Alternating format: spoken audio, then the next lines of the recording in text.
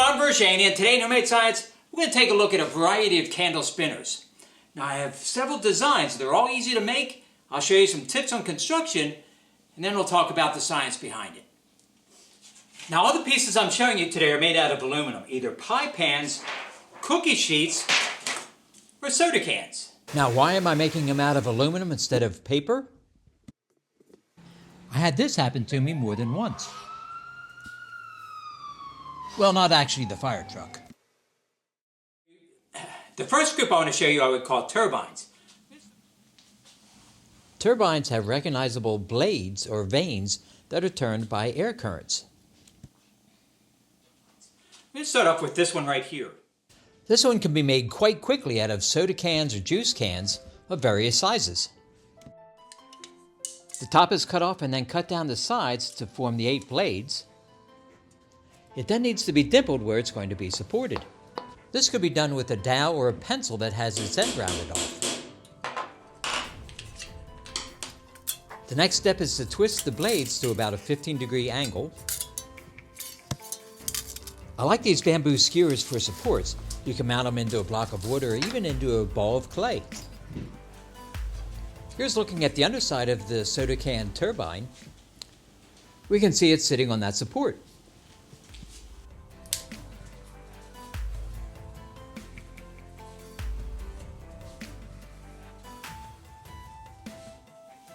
This next one was patterned after an old-fashioned windmill. It's made out of a 6-inch disc that was cut out of an aluminum cookie sheet, and this one will have 16 blades. They're folded to about a 15-degree angle. This one needs a hole drilled through the center of it. It has a tube added to it to help keep it balanced.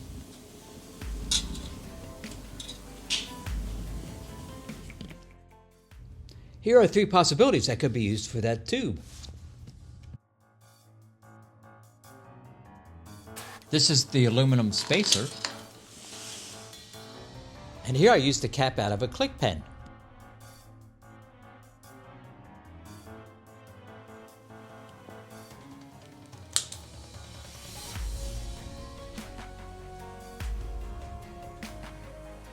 We'll look at this design more in the future, and I'll show you how you can add seasonal decorations to it.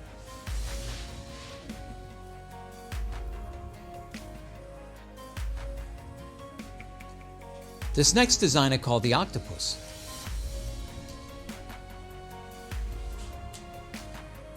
It has 8 curved blades and a center disc that are cut out of an aluminum cookie sheet. The arms are attached to the central disc with a stapler. It has a little cup glued underneath to catch the support.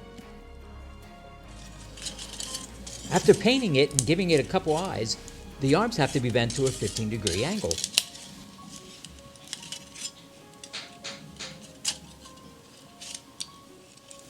I gave it support an undersea scene. It's got a couple fish that are on wires.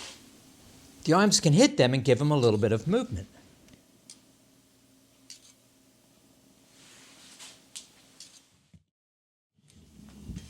This spinner is made out of a soda can, and I cut it out to look like a paddle wheel. Its support goes through a hole in the bottom and a hole in the top.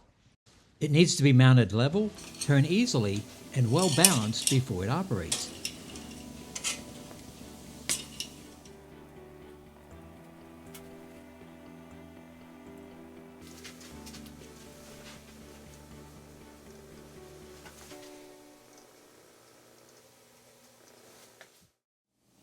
This next group I refer to as spiral spinners.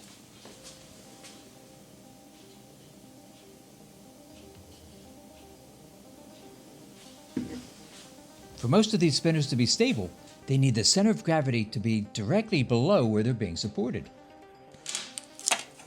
The spiral spinners are probably the easiest to make.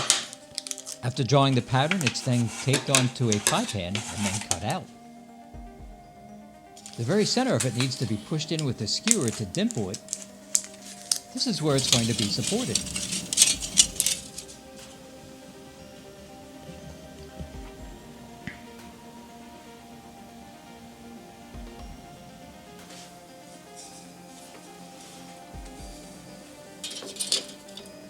You can test various thicknesses of the spiral. For example, here's a very wide one.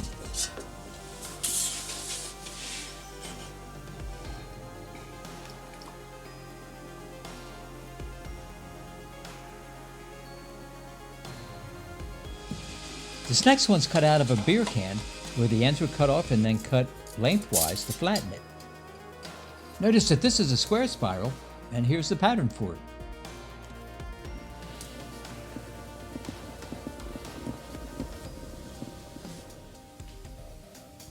This spiral is triangular, and here's the pattern for that one.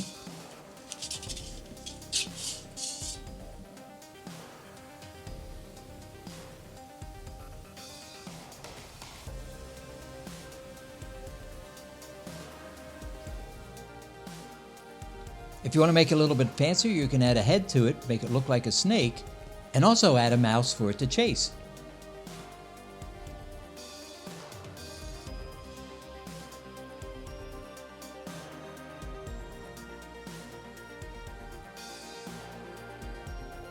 The spirals can be made in a variety of sizes. This one's only 3 inches high. Once again, it starts with a pattern. Cut it out of a pie pan or a cookie sheet. Paint it to make it look more realistic. And don't forget the eyes, of course.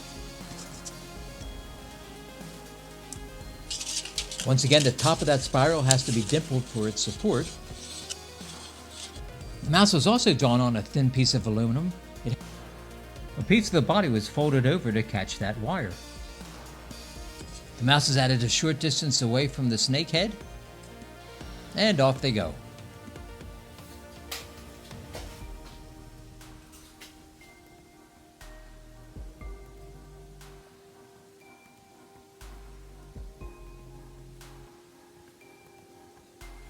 I thought I'd try a really large one. Unraveled, this neck would be 18 feet long, and it's powered by 18 candles.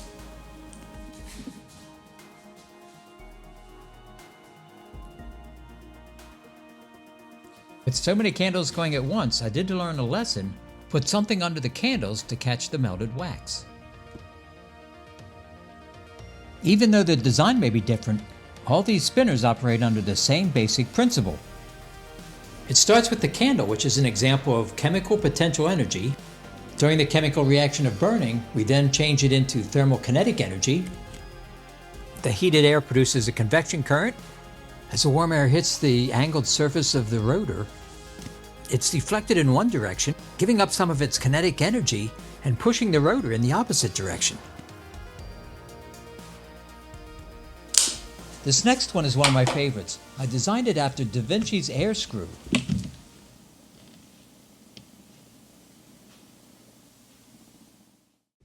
Da Vinci actually designed his idea of the first helicopter. Unfortunately, it never would have made it off the ground. The Airscrew spinner starts with 2 discs. 2 ends overlap and then are stapled together.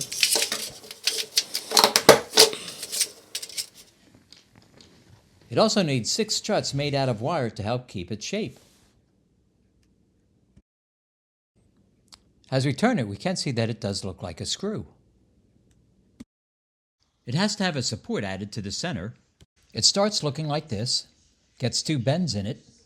Those bends are then squeezed tight. The final step is to slip it over the top edge so that dimple is in the center.